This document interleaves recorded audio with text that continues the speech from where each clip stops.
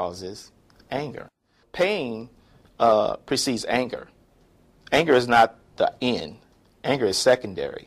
So on the day that they decide to let go of it, you just happen to be in their space. So if we can get them to get past the shame, get past the pain, we can get them to get past the anger.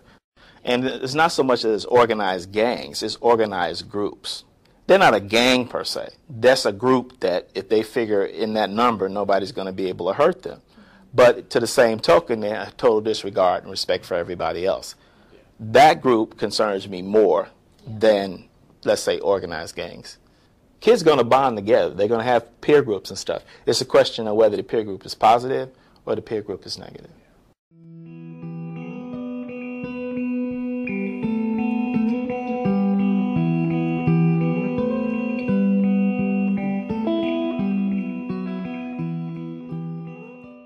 You can count on 70 to 80% of the male population here in North Lawndale not having a high school education. The teachers really don't care. You know, they got too many kids. How can you deal with 30, 40 kids at a time, all of them having different situations going on at home?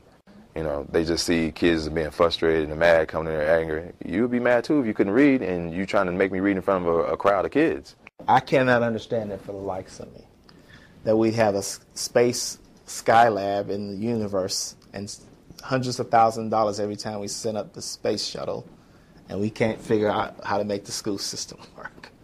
How could we have 11 million kids drop out in the United States? How could that happen? If kids can stay in schools for a longer period of time, the more stable they are and don't have to move, the less likely you are to have certain problems because they know all their peers, they know the community, they know the street, and they're able to move around. Here we have after-school programs, which is the gap in which most of the stuff happens from 2:30 to about 7:30. So that's why these programs are so important, because it becomes another place where kids can be safe. Mm-hmm. They should be safe at home, they should be safe at school, and they should be safe in the after-school program. Mm-hmm. You're going to connect with that kid if the kid knows you care. And if you care, you're going to listen, because they got a story to tell. We all got stories to tell.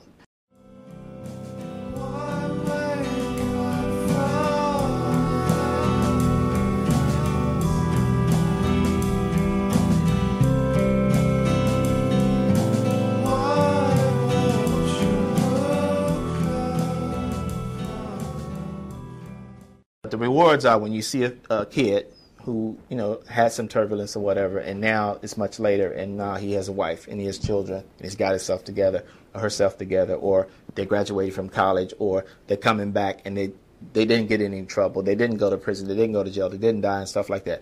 That's the thing. And you don't get that a lot, but when it happens, it just lifts you up.